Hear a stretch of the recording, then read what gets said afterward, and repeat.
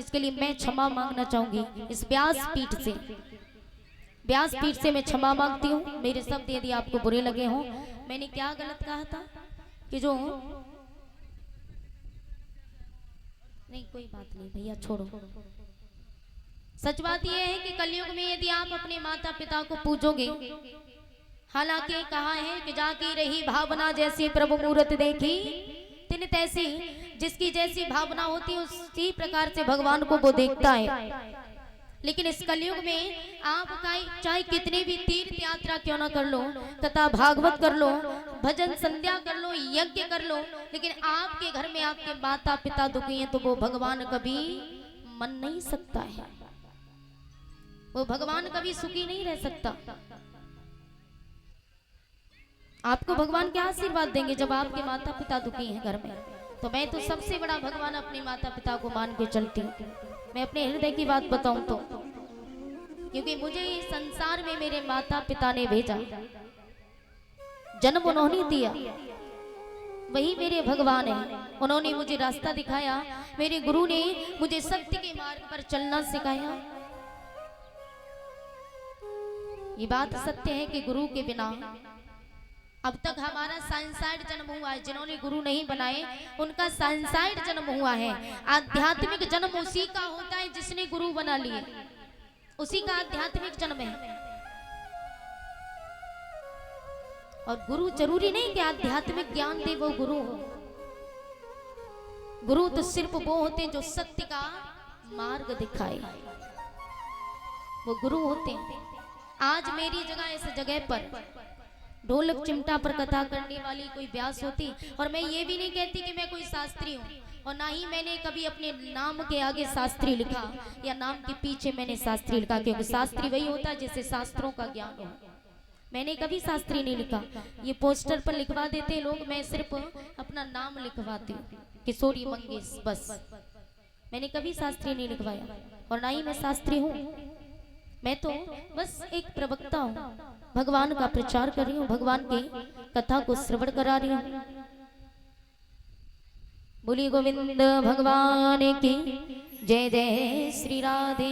और दादाजी से निवेदन करना चाहूंगी, आप हमारे पिता तुल्य हैं, अच्छी बात है, बुजुर्ग हो, जो भी बात हो मैं आपकी बेटी के समान हो, जो भी बात हो वो व्यास पीठ पर शोभा नहीं देती है। जो बात है वो रूम पर जाकर के भी कर सकते थे आप। हमें रूम पर आते, हमारी जो गलती होती हम क्षमा मांगते।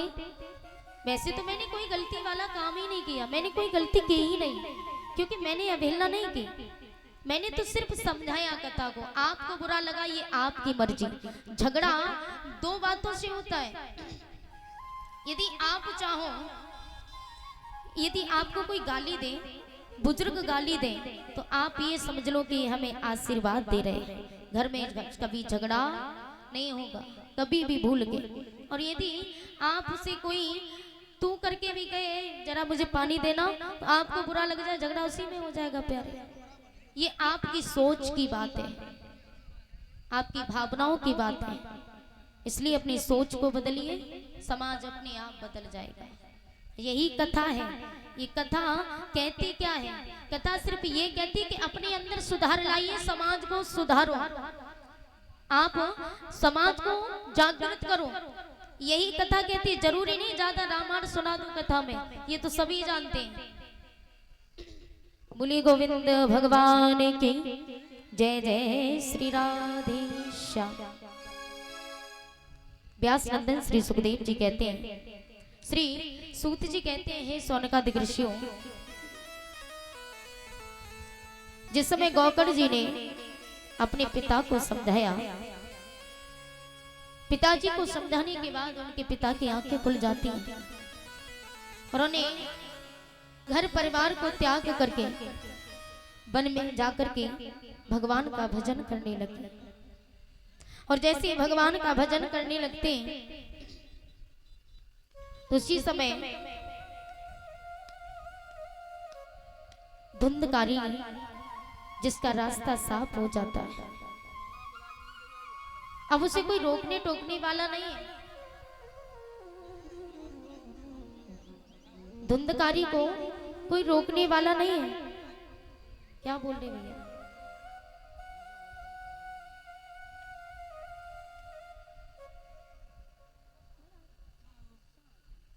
श्री राधे।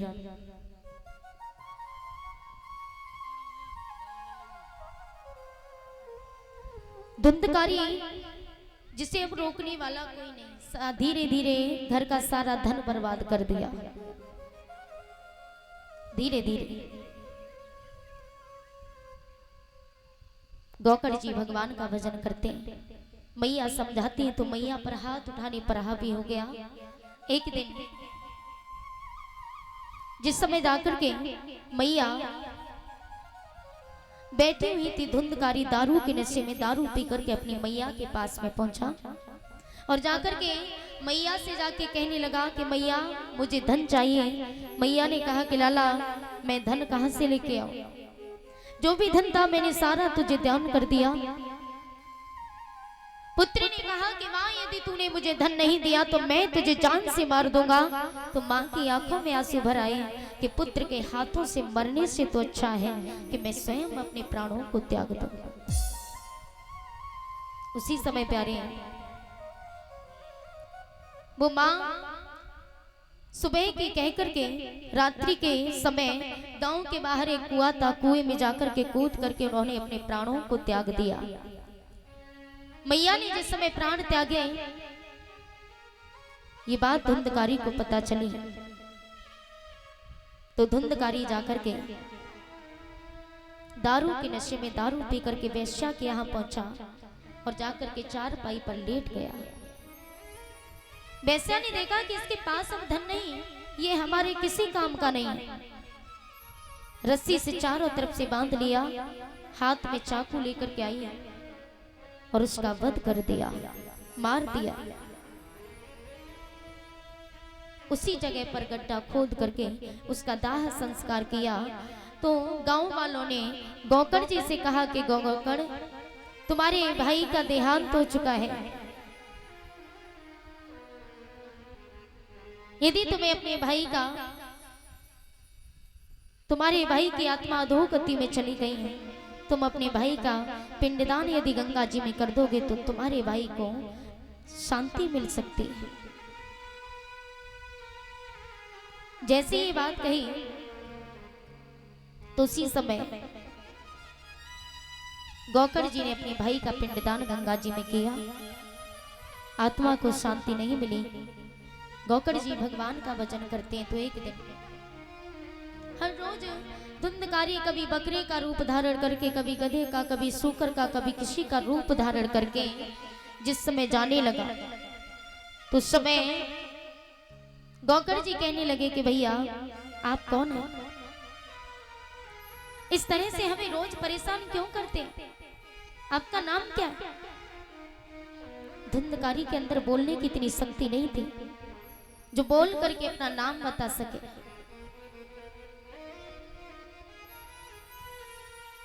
गौकड़ जी ने उसी समय अंजलि में जल लिया, मंत्र का जाप करके वो जल का छिड़काव अपने भाई के ऊपर किया तो धुंधकारी अपने रूप में आ गया, हाथ जोड़ करके चरणों में गिर गया और कहा भैया आप हमारा उद्धार कर दीजिए, मैं अधोगति में चला गया हूं, मेरा उद्धार कीजिए। तो गौकड़ जी ने उसी क्षण सूर्यदेव भगवान का ध्यान किया, सूर्यदेव भगवान प्रकट हुए और कहा आप चिंता न करें, मद भागवता मुक्ति सप्ताहं वाचनम कुरु इति स्तूर्य मद सर्वै धर्म रूपम त्वा विस्तृतम। मद भागवता मुक्ति, यदि श्रीमद भागवत कथा को श्रवण करोगे, अपने भाई को कथा श्रवण कराओगे, मद भागवता मुक्ति सप्ताहं वाचनम करो, 7 दिन की कथा श्रवण कराओगे तो तुम्हारे भाई का उद्धार हो जाएगा। गौकड़ जी ने ऐसा ही किया। गौकड़ जी आज व्यास गद्दी बनाते हैं, पांडाल बनाया, पांडाल सजा करके अन्य नर नारी आकर के पांडाल में बैठे और पांडाल में बैठने के बाद जिस समय कथा गौकड़ जी श्रवण कराने लगे तो और नर नारी आकर के कथा बैठ करके सुनने लगे। धुंधकारी भी पांडाल में आकर के बैठा तो पवन देव को क्रोध आ गया और क्रोध में आकर के पवन देव ने फूंक मारी। धुंधकारी उड़ता हुआ बहुत दूरी पर बांस खड़े हुए थे, बांसों में जाकर के गिरा तो धुंधकारी ने 7 दिन की कथा 7 घंटे के बांस पर बैठ करके श्रवण की। पहले दिन की कथा श्रवण की, पहली ग्रंथि चटक जाती, धीरे धीरे 7 दिन की कथा श्रवण की, 7 ग्रंथि चटक जाती। आकाश से विमान आया, विमान में बैठ करके और धुंधकारी भगवान के परम पद को प्राप्त करता है, परम धाम को चला जाता है। बोली भागवत महापुराण की। और भी नर नारी पांडाल में बैठे, उन्होंने कहा कि भैया आपने 7 दिन की कथा श्रवण कराई है, हमने भी कथा सुनी और कथा तुम्हारे भाई ने भी श्रवण की, हमारा उद्धार क्यों नहीं हुआ, तुम्हारे भाई का उद्धार क्यों हो गया। जैसे ये बात कही तो उसी समय जवाब दिया।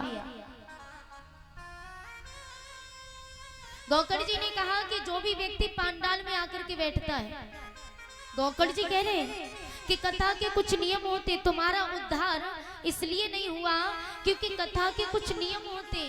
सर्वप्रथम नियम, कथा जब भी श्रवण करने आए तो स्नान ध्यान क्रिया से निवृत्त होकर के ही आना चाहिए।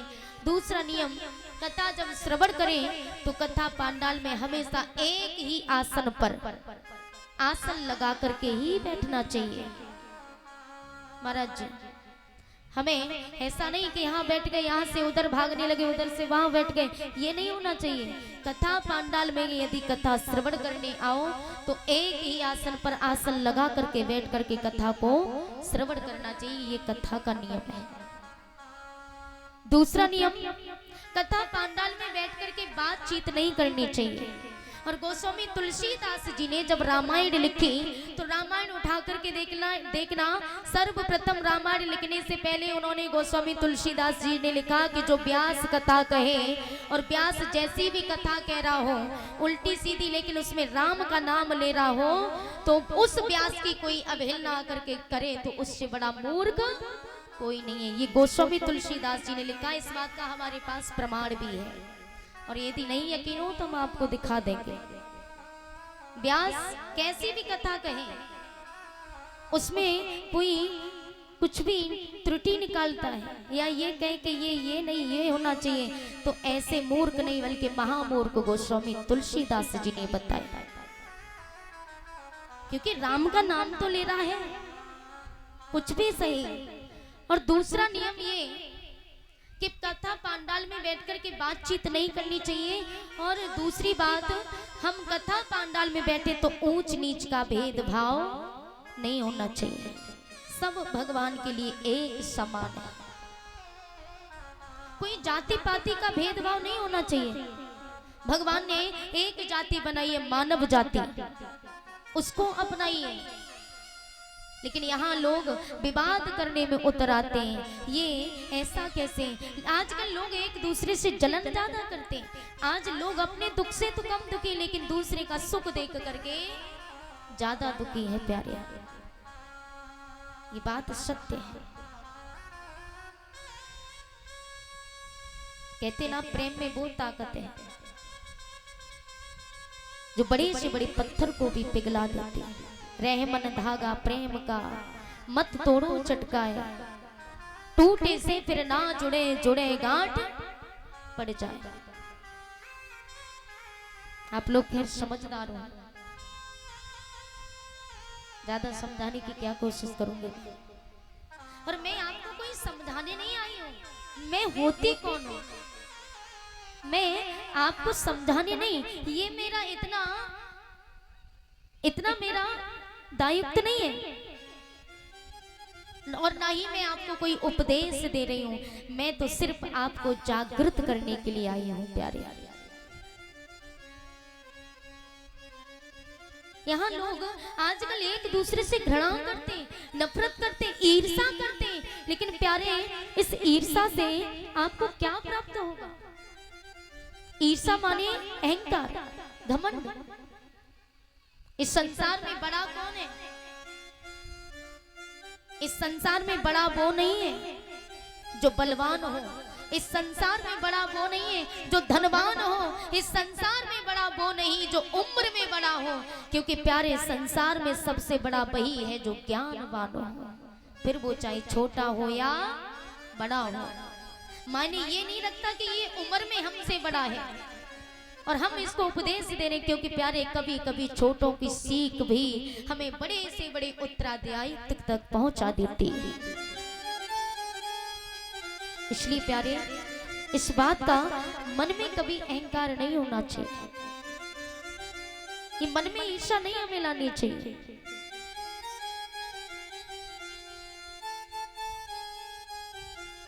क्योंकि कहा है, बड़े सुंदर शब्दों में लिखा है कि जो अहंकार करते हैं, घमंड करते हैं, तो प्यारे इस घमंड में साथ कुछ जाने वाला नहीं है, सब यहीं का यहीं पड़ा रह जाएगा। जो लाए हैं वो सब यही रह जाएगा, जाता है तो सिर्फ एक अच्छाई, अच्छे कर्म, नाम रह जाता है आदमी का। इसलिए हमें कर्म भी ऐसे करने चाहिए कि किसी को कोई कष्ट ना हो, और भगवान भी फल देने पर जब आए तो प्रसन्न हो करके हमें अगले जन्म में भी मनुष्य बनाने पर मजबूर हो जाए, ऐसा कर्म हमें करना चाहिए। क्योंकि बड़े सुंदर शब्दों में लिखा है, जो व्यक्ति अहंकार करते हैं उनके लिए बड़े सुंदर शब्दों में लिखा है कि जहाँ दया तहाँ धर्म है। धर्म कहाँ पे? यदि आपको धर्म करना है, कहते धर्मो धर्मे रक्षते, जो धर्म की रक्षा करते हैं धर्म उनकी रक्षा करता है। और धर्म है कहाँ? आपके हृदय में यदि दया है तो समझ लो आपने धर्म की रक्षा कर ली। कि जहाँ दया तहाँ धर्म है, जहाँ लोभ तहाँ पाप। पाप का बाप कौन है? पाप का बाप लोभ है। कि जहाँ दया तहाँ धर्म है, जहाँ लोभ तहाँ पाप, जहाँ क्रोध तहाँ काल है, और जहाँ क्षमा तहाँ आप किसको कहते हैं? आपका मतलब समझते हो ना? आप कहते किसे? आप कर्ता को कहते हैं, आप भगवान को कहते हैं।